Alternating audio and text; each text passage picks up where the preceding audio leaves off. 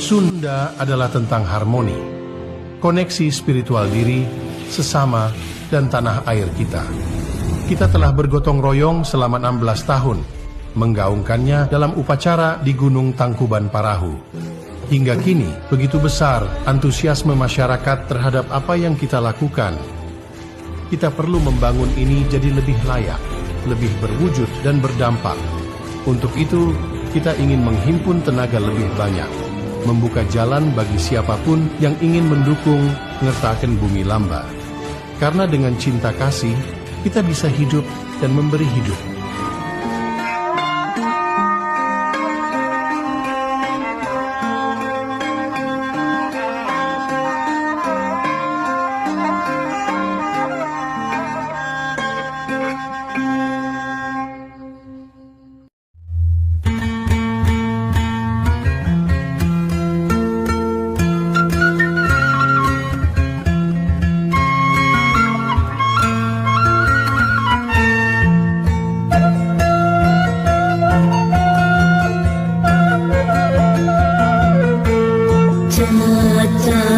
Dan para leluhur ciri bumi daya Pancak Tengah, ciri daya Pancak Tengah.